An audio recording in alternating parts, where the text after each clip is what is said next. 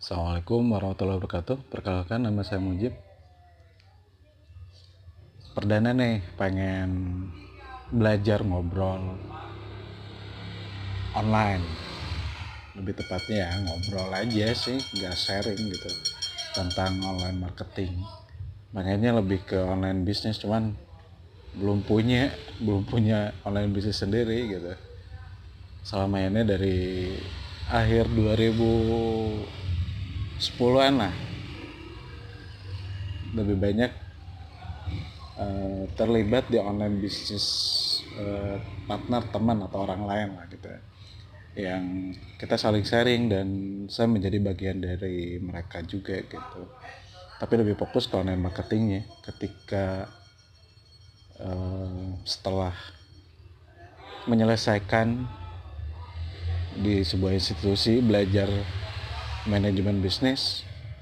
Di situ terinspirasi, ternyata kalau sebelum dapat ilmu itu tuh menjalankan online marketing itu ya udah kayak learning by doing aja. Kalau ngomongin bisnis lebih ke trial and error, dan dirasa banyak hal yang di luar dugaan karena kita tanpa perencanaan gitu kan. Bahasa Sundana madar we gitu. Jadi kalau ya paradigma umum lah gitu ya, kita semua berpikirnya kalau bisnis itu ya udah lakukan aja dulu gitu, kenapa harus banyak mikir gitu kan. Ternyata ketika udah dapetin ilmu itu, oh ternyata ya di mix lah bagusnya gitu kan. Kalau ada siapa tuh, Ivo Santosa lah ya. Ivo Santosa itu kan kanan dulu baru kiri gitu kan. Artinya dari dulu atau mulai aja dulu itu udah ngomongin kanan gitu kan. Tapi ketika udah berjalan itu perlu kiri. Simple aja sih, ngomongin tentang strategi bisnis, kita perlu rencana bisnis. Ngomongin rencana bisnis ya kita perlu perencanaan ya, tapi nggak usah mulai dari hal-hal yang formal gitu kan. Bikin rencana bisnisnya sebenarnya simpel aja sih gitu. Ngomongin bisnis itu ngomongin proses bisnis gitu ya, langkah demi langkahnya yang penting kita catat aja gitu. Catat aja, jangan pada akhirnya akan menjadi sekumpulan catatan yang kalau kita susun menurut kerangka rencana bisnis bisa jadi rencana bisnis yang versi kita, dan itu yang lebih bagus.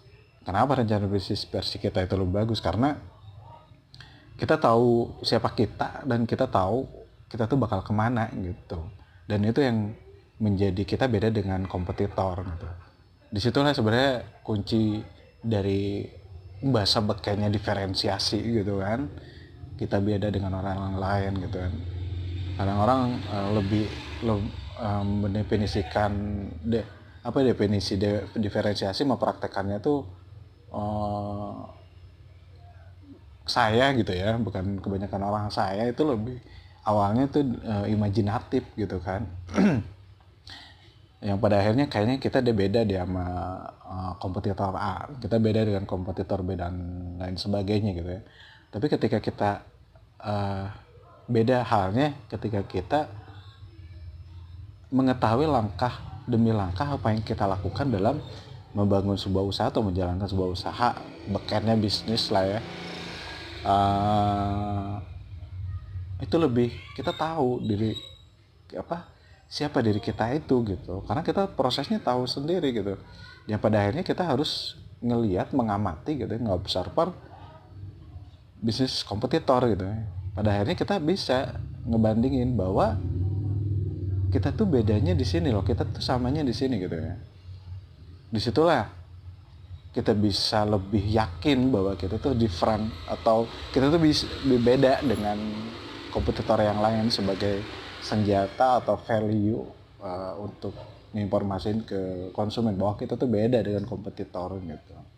Nah, terlalu panjang lah. Nah, maksud saya tuh obrolan di sini tuh ya mudah-mudahan ini bukan ini perdana, dan untuk selanjutnya mudah-mudahan ya doain aja mudah-mudahan istiqomah untuk ngobrol seperti ini lah gitu ya.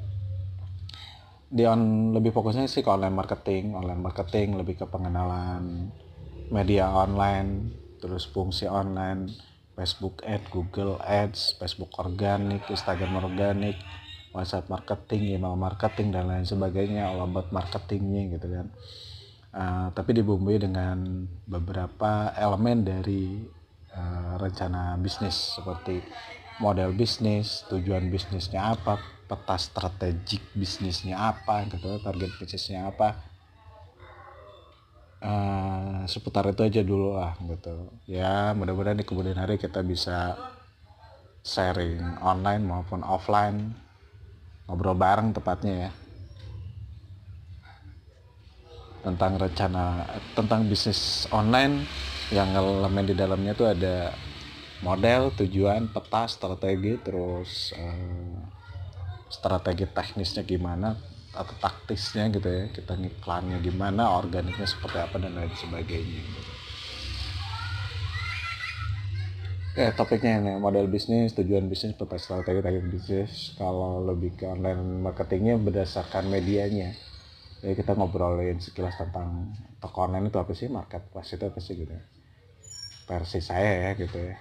Nah, koreksi kalau ada yang salah.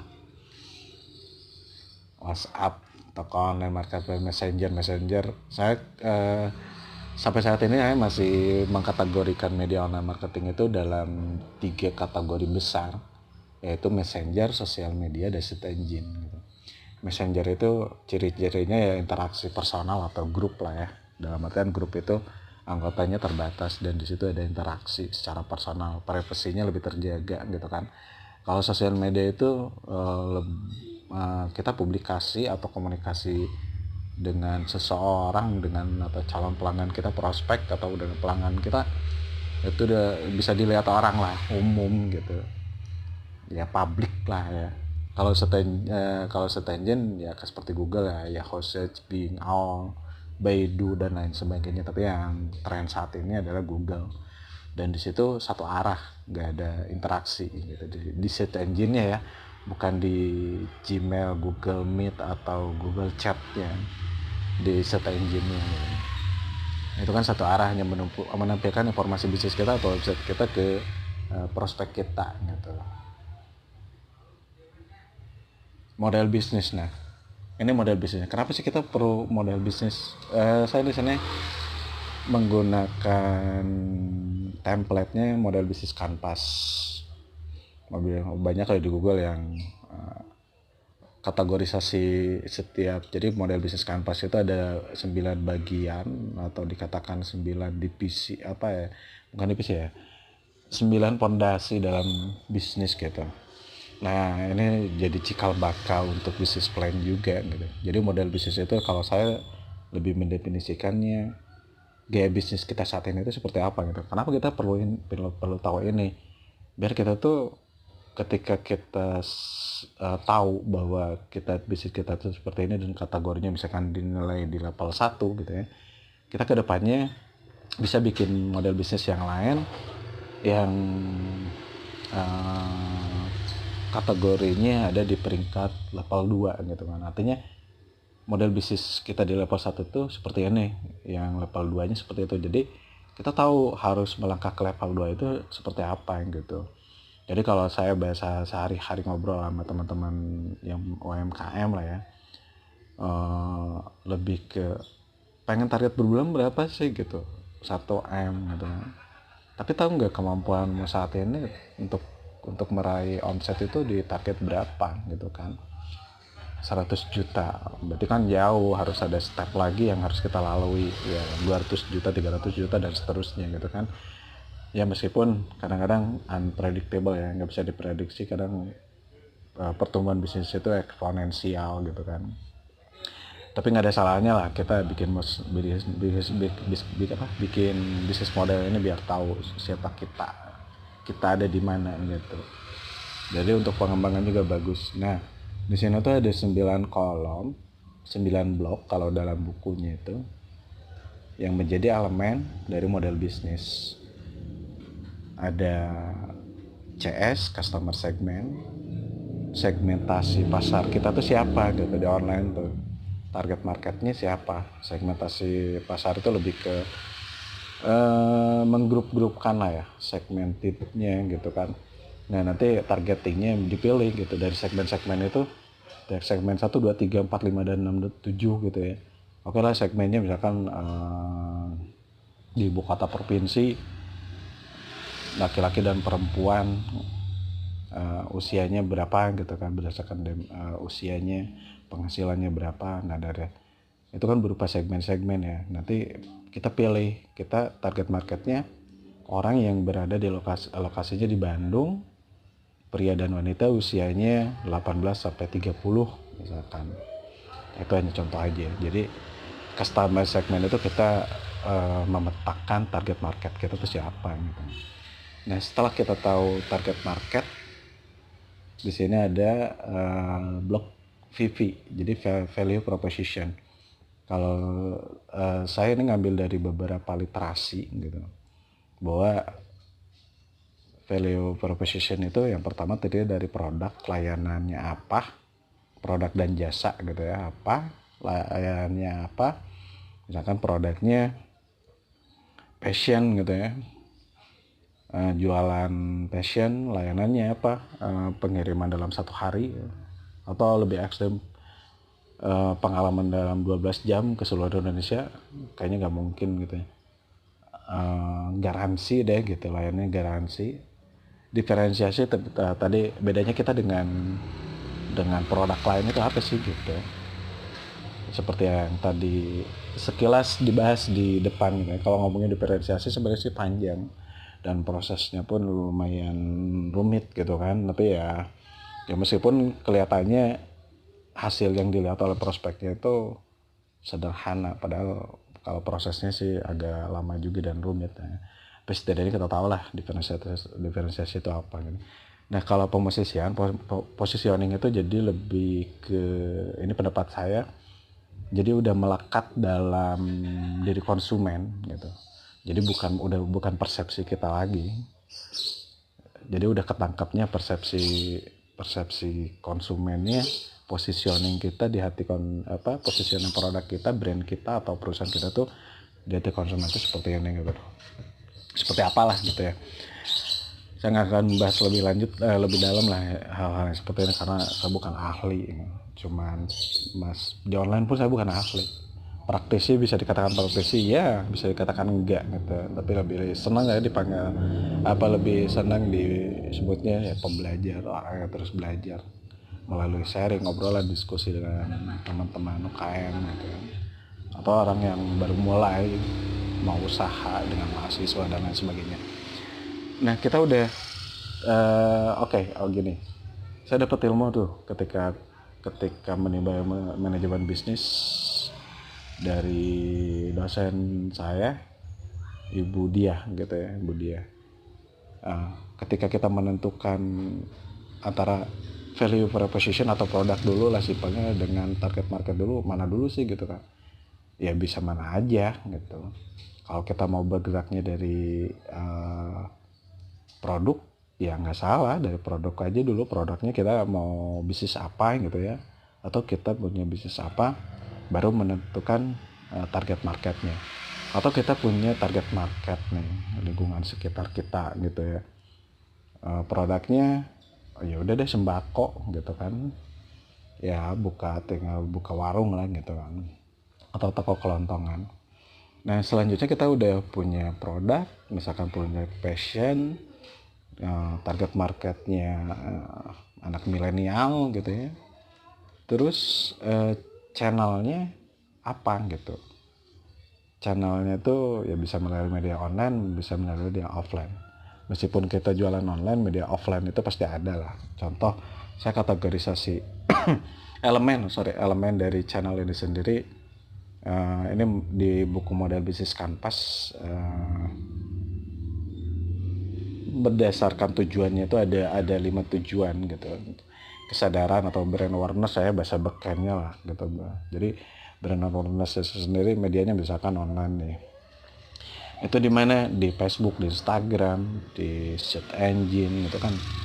Ya di media-media online lah ya, di Twitter gitu, TikTok yang sekarang lagi trending tuh. brand awareness-nya di situ gitu. Dan brand awareness ini sendiri bisa berupa di website kita gitu kan. Evaluasi ini media online itu lebih tepatnya di media official kita gitu. Jadi di fanpage Facebook bisnis atau fanpage Instagram bisnis, ya akun official bisnis kita lah ya, di website kita gitu. Maksudnya evaluasi itu gini, kita kan udah ngiklan nih di mana-mana gitu ya, orang udah kena aware-nya, orang udah tahu lah setidaknya gitu kan, meskipun belum dalam. Tahap evaluasi seseorang ini kan ngeliat gitu ke website kita atau ke fanpage kita, Instagram kita gitu, apa sih gitu produknya, siapa sih ini gitu kan, emang seberapa bagus, pasti orang mencari itu. Dan di online itu ada kemungkinan pada tahap evaluasi ini orang membandingkan dengan produk yang lain gitu. Makanya disarankan isi fanpage Instagram dan website kita itu udah mengarahkan orang untuk call to action, jadi nggak berpaling lagi gitu, nggak buka tab atau tab browser gitu ya, buka Google lagi cari yang seperti kita gitu. Diharapkannya seperti itu. Lebih detailnya mudah-mudahan sih saya bisa ngobrolin tentang hal itu di kemudian hari lah ya. Yang kedua, pembelian itu bisa langsung di website kalau berupa toko online atau e-commerce gitu kan. Ya kalau Indonesia masih mayoritas messenger via WhatsApp lah ya. Terus penyampaian itu yang pasti offline lah. Kita mau dropshipper, mau jadi reseller dropshipper gitu kan, dengan kita nyetok sendiri, berarti kan penyampaiannya dari toko kita atau dari rumah kita gitu ke konsumen. Itu cara menyampaikan produk.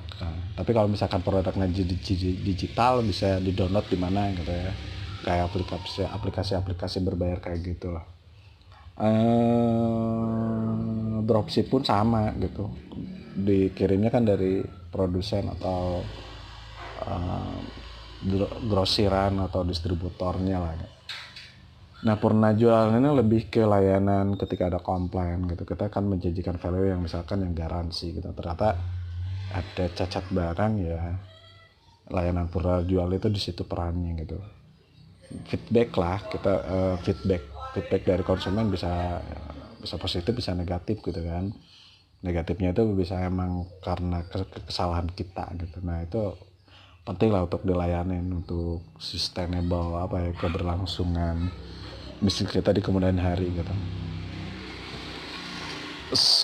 Kita udah tahu, terus kita udah punya produk ceritanya, terus kita target marketnya ada, online-nya udah tentukan. Nah, apa sih CR-nya? CR itu customer relationship, maaf bahasa Inggrisnya balelol.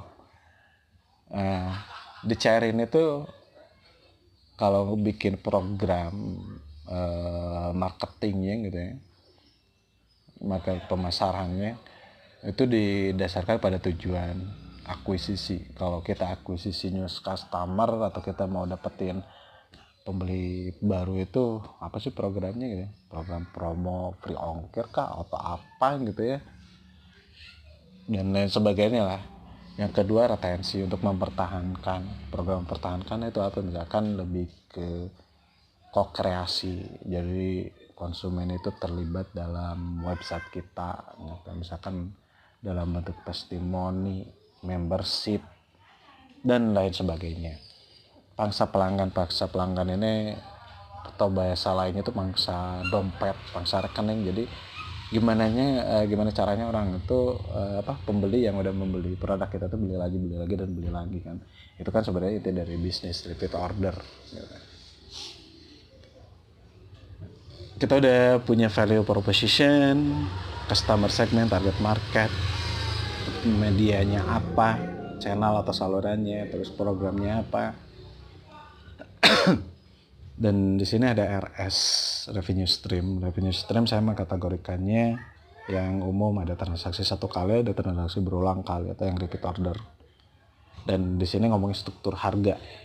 Kalau misalkan kita pakai jalur distribusi atau kemitraan kayak distributor, agen, subagen, reseller gitu, kita harus kontrak lah, pikirkan, harus cantumkan juga di sini gitu.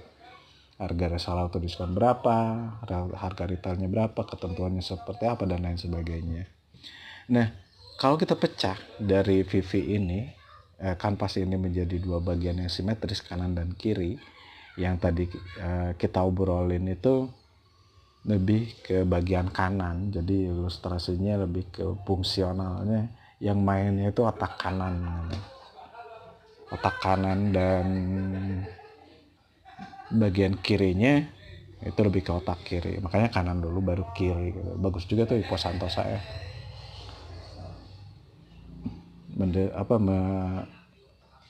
kata-kata yang otak kanan dulu baru kiri gitu kan ya. Kalau saya nggak salah sih itu Santosa sih, yang nggak tahu ya dikoreksi aja kalau salah. Nah, kalau yang bagian kiri kita udah punya kerangka itu. Nah, VV value proposition, produk itu jadi bagian dari otak kanan dan otak kiri juga gitu, jadi terpecah jadi dua gitu kan. Kita udah punya VV, produk, target market, programnya udah ada, channelnya ada, struktur harganya ada. Baru kita mikirin atau nge-planning tentang KA, key activity, aktivitas utamanya apa sih gitu. Ya ini diambil dari beberapa literasi juga gitu. Menurut pendapat saya R&D yang pertama gitu, research and development. Terus supply bahan bajunya dari mana kalau kita jual baju gitu kan. Terus produksinya seperti apa atau mau di mana, program pemasarannya di mana, program apa penjualan atau selling ada di pemasaran ya. CRM itu after sell lah ya. Kalau saya persepsinya after sell-nya seperti apa gitu. Customer relationship management. Udah ada aktivitas yang kita tentukan, baru kita tentukan selanjutnya kita tentukan resources, sumber daya. Sumber daya ini di sini ada, dalam buku ini ada 4 kategori, yaitu intelektual, manusia, fisik, dan finansial. Intelektual itu kayak brand gitu, merek, logo. Manusia ya SDM-nya lah ya.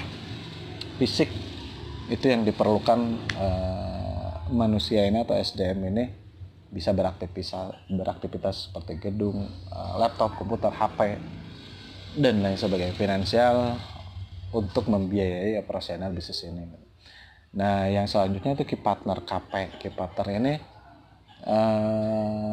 ketika kita aktivitasnya tidak dilakukan sendiri, misalkan R&D nih, R&D kita tidak melakukan sendiri, kita berpartner dengan orang lain gitu, mau sebagai partner bisnis gitu atau freelancer dan sebagainya, itu ya terserah kebutuhan usaha kita lah ya. Supply bahan kita nggak bisa bikin bahan sendiri ya, artinya supply bahannya dari siapa gitu, partner untuk supply bahan siapa. Partner kalau kita nggak bisa produksi, kita pengen trading aja atau jualan aja sih gitu ya, maklun lah. Jadi maklun A, maklun B, maklun C, dan seterusnya yang bakal jadi partner kita. Jadi KP ini key partner ini, mitra kita tuh kalau berhubungan dengan aktivitas, jadi kita cari partner yang kita belum atau tidak akan melakukannya di internal aktivitasnya, atau kita nggak punya sumber daya manusia yang dipekerjakan yang di internal gitu ya, makanya kita cari partner gitu. Begitu pun dengan finansial dan fisik. Nah, bangunan kita belum punya bangunan sendiri gitu ya partnershipnya berarti kan dengan orang yang menyewakan gedung atau bangunan. Yang selanjutnya dari kegiatan kunci terus sumber daya dan partner, di sini memunculkan CS dollar ya, cost structure. Jadi struktur biaya, lebih sederhananya sih biaya variabel dan biaya tetap. Itu sekilas tentang model bisnisnya gitu. Kenapa saya jadi panjang lebar di model bisnis ya nggak apa-apa lah ya. Nah, tujuan bisnis, kita udah punya model bisnis, kita udah punya kerangka dasar lah, gambaran model bisnis kita itu seperti apa gitu kan. Selanjutnya tentukan tujuan bisnisnya. Nggak harus model berubah tujuan, mau tujuan dulu juga nggak apa-apa sih sebenarnya, mangga aja gitu. Nah saya tuh dapat dari buku. Apa tujuan bisnis Anda gitu kan, harus di sini tuh harus ngejawab 3 pertanyaan. Kemana Anda menuju, kapan Anda ingin tiba di sana, dan udah seperti apa bisnisnya. Maksudnya gini, kemana akan Anda menuju tuh kalau di buku yang saya baca itu lebih ke persepsinya, acuannya ke strategi exit lah. Strategi exit itu kita bisnis itu untuk apa gitu ke depannya itu. Jadi untuk nanti kalau misalkan tujuan bisnis saya tuh berakhir di usia 50 gitu. Oke, kalau udah usia 50 itu mau seperti apa gitu.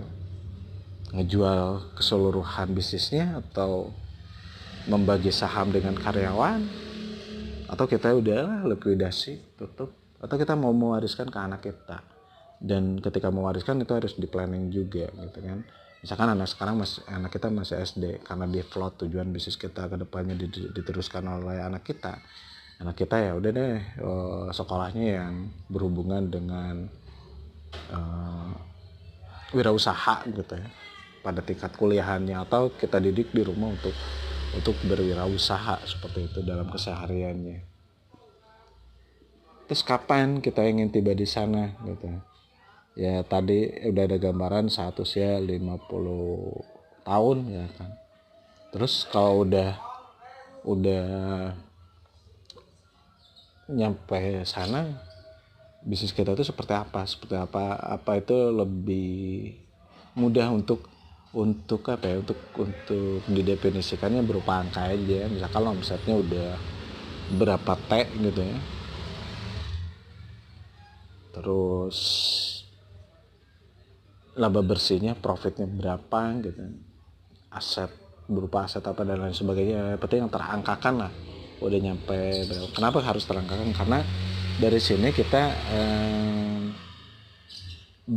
bakal memudahkan kita untuk menerjemahkan pencapaian atau target yang akan kita tentukan untuk bisnis kita per 10 tahun, per 5 tahun, per 3 tahun, bahkan sampai per tahun dan per bulannya, bahkan per hari juga bisa gitu. Jadi jelas gitu ya, misalkan usia saya sekarang 30 tahun, saya akan pensiun di 50 tahun, berarti kan ada jeda spare waktu itu kan 20 tahun. Dalam 20 tahun ini untuk meraih laba bersih 15 M atau 15 T, monggo aja itu mah ya. Itu dibaginya gimana gitu, apa per 5 tahun, per 3 tahun, per yang pasti nggak flat ya, ada naik turun lah grafiknya gitu kan. Tapi setidaknya kita udah ada gambaran gitu, kita pendapatan per tahun dulu atau target per tahun itu berapa gitu. Nah tujuan bisnis itu gitu Bu, jadi bukan alasan bisnis. Kalau secara formal tujuan bisnis terbagi menjadi 2, visi dan misi. Kalau misi gak harus ada angka gitu. Kalau visi itu baru ada angka ya. Mau ngambil definisi versi siapa bebas aja sih ya, sah-sah aja kalau yang itu begitu.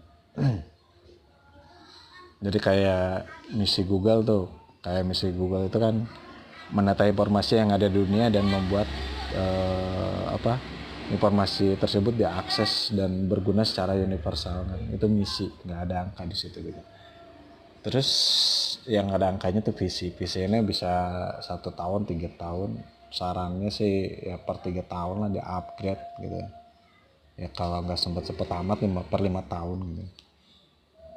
Bagusnya sih 1 tahun sekali gitu di upgrade-nya gitu. Nah di sini visi itu pertama mempunyai tujuan luas. Contoh di sini mempunyai 1 juta pelanggan, mendefinisikan ceruk, jadi lebih udah spesifik lah ya.